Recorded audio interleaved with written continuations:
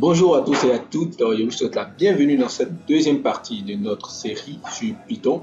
Alors, hier, nous avons installé Python sur notre système, nous avons téléchargé et installé Python sur notre système.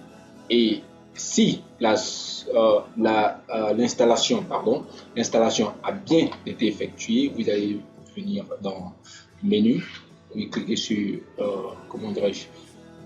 le bouton Windows de votre clavier et vous cherchez Python. Alors vous voyez ce IDLE qui est ici. En fait, c'est comme un texte éditeur en fait. Voilà, un éditeur de texte où vous allez exécuter votre Python. Il est très simple et très bon aussi pour tous ceux qui débutent en Python. Alors c'est celui-là. Voilà. Et donc ici vous allez taper votre code. Tapez votre code ici. Alors, c'est ici. Donc, on en vient. Après, je vais vous montrer en fait le premier code que nous allons taper. Bien avant, j'aimerais bien que nous parcourions l'historique en fait de Python. Alors, c'est quoi l'origine du nom Python? Pourquoi s'appelle-t-il Python? D'autres penseraient que c'est tiré du nom d'un serpent ou quoi? Non. C'est juste le créateur qui a donné ce nom. Alors pourquoi? Quand il a commencé à utiliser Python, Guido van Rossum, alors c'est lui qui est l'inventeur, le créateur, même le père fondateur de ce langage-là. Il lisait également les scripts publiés de Monty Python's Flying Circus. Voilà, donc c'est une série humoristique de la BBC des années 1970. Alors, Van Rossum pensait avoir besoin d'un nom qui est très court, qui est unique et qui est légèrement mystérieux. Pourquoi? Nous n'en savons pas. Alors, il a donc décidé d'appeler le langage de programmation Python. Alors, donc, c'est un peu ça. Donc, pour ceux qui pensent que c'est le nom d'un serpent, ce n'est pas le cas. Alors, c'est quoi Python? Python est un langage de programmation parce que actuellement, ce langage-là est vraiment très populaire. Pour ceux qui utilisent, pour ceux qui font de l'intelligence artificielle et autres, là, ils vont vous dire que c'est ce qui est très utilisé actuellement dans les entreprises. Alors, donc, en plus de Java, qui vient en deuxième position, Python est à la tête actuellement des langages de programmation. Donc, je vous souhaite de vraiment vous investir aussi dans ce langage de programmation. Donc, ne pensez pas que ce que nous faisons actuellement est inutile. Alors, il a été créé par Guido van Rossum dans les années 1990 et précisément sorti en 1991. Alors, Python est utilisé pour quoi?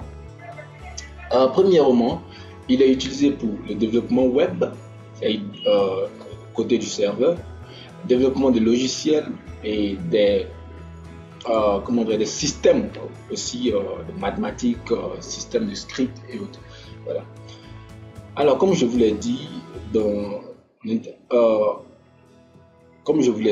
l'intelligence artificielle, par exemple, on utilise beaucoup ce langage.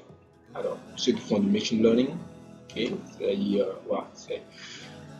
c'est une partie des sciences aussi. Et voilà, ils vont vous dire que ce langage est vraiment populaire.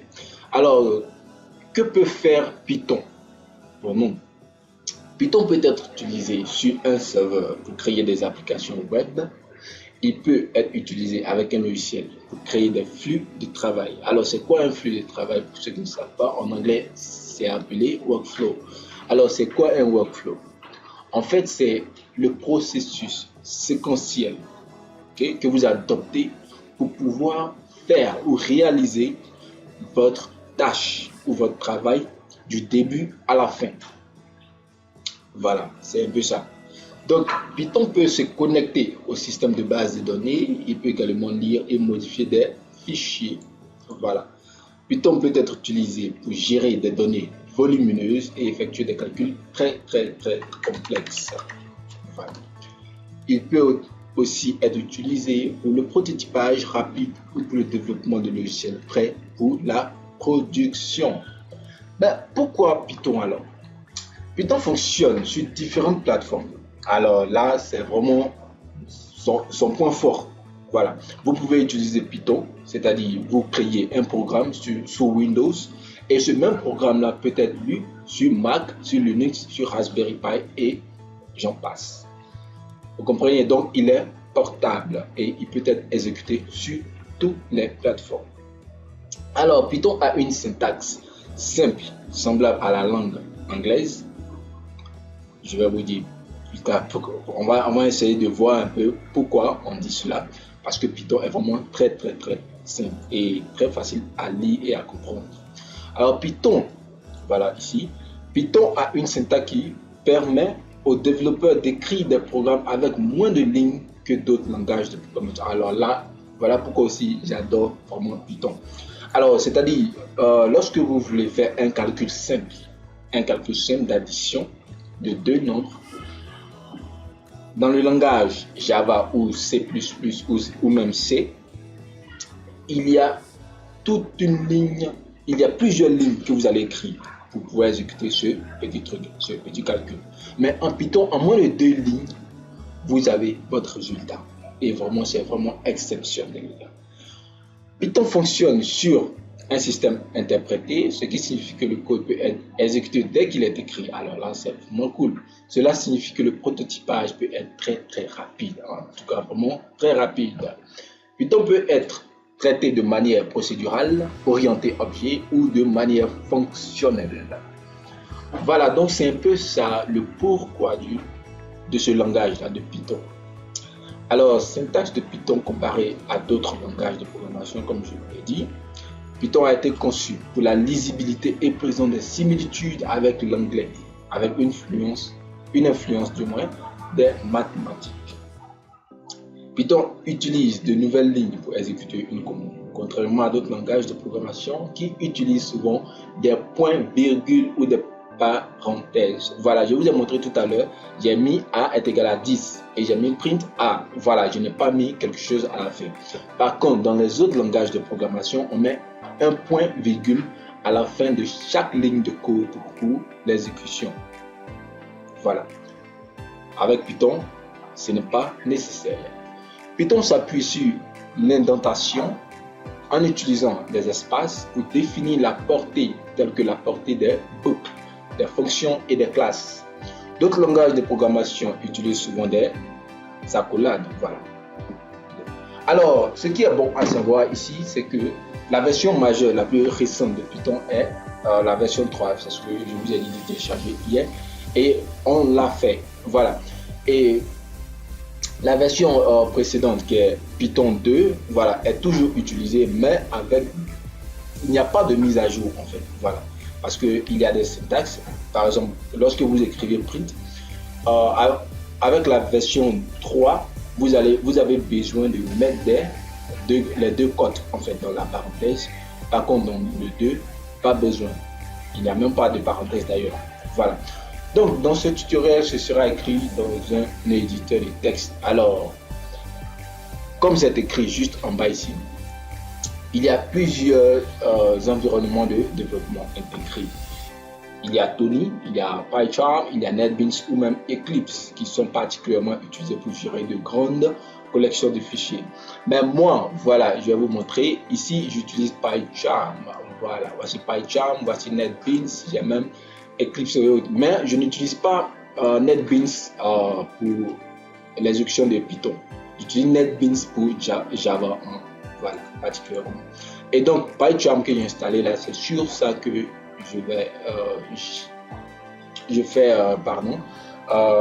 j'exécute mon programme de Python en fait. Voilà, donc c'est sur ça que nous allons beaucoup nous exercer en fait. Voilà. Alors, voilà, donc c'est un peu ça. C'est ce que je voulais vous montrer un peu aujourd'hui. Comment faire un bref, ok, un truc bref. Savoir ce qu'il faut savoir sur Python. Voilà. Alors donc, pour un premier programme, que faut-il faire? Donc comme je vous l'ai dit tout à l'heure, vous venez, vous écrivez Python. Vous cherchez Python et cela va s'afficher directement ici. Alors, donc comme je vous l'ai dit tout à l'heure, Python est vraiment très simple. Très simple, Mais il y a un petit truc que je voulais vous dire. Lorsque vous ouvrez un nouveau fichier, lorsque vous ouvrez un nouveau fichier et que vous voulez sauvegarder votre programme, vous allez le sauvegarder avec une extension PY. Alors, c'est quoi? Voyons voir, je vais sauvegarder ceci comme jour 1. Alors, je mets .py. Donc, et je sauvegarde sur le bureau. Voilà, il y a même un jour 1 qui est déjà là. Donc, voilà.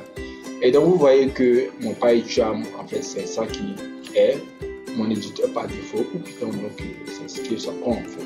Pour vous, ça va sortir différemment, mais c'est pas grave. Alors, donc, c'est un peu ça. Et notre première ligne de code. Voilà, donc je vais déclarer une variable A et je lui donne la valeur 10. Je lui donne la valeur 10 et je crée une autre variable qui s'appelle MSG, qui veut dire message en fait. J'ouvre les deux cotes et j'écris bienvenue sur Python.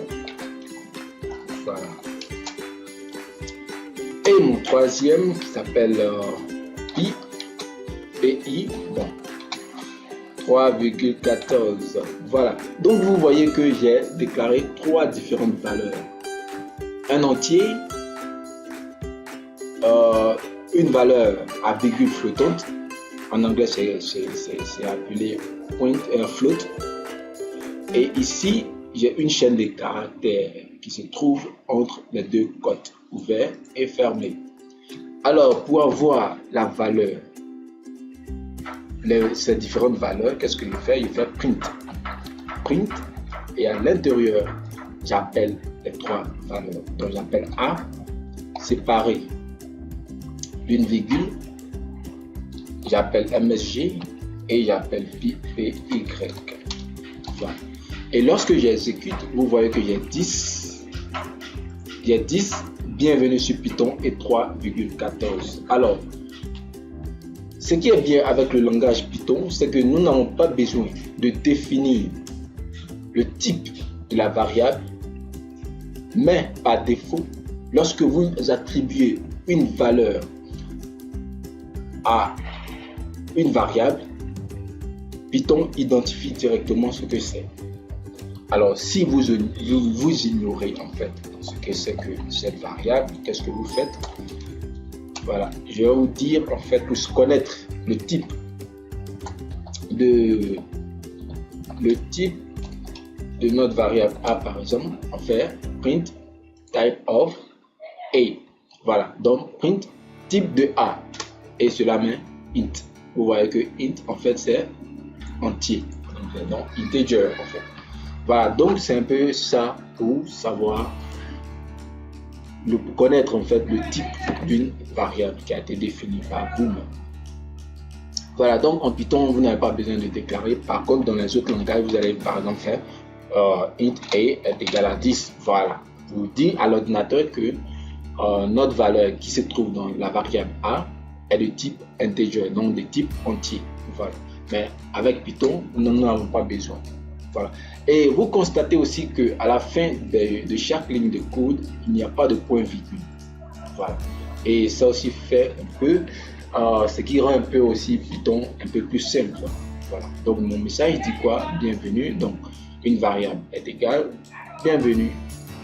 Voilà, ça c'est pour une chaîne de caractères, ça c'est pour un entier, pardon, ça c'est pour un entier, et ça pour une valeur à virgule flottante. Voilà.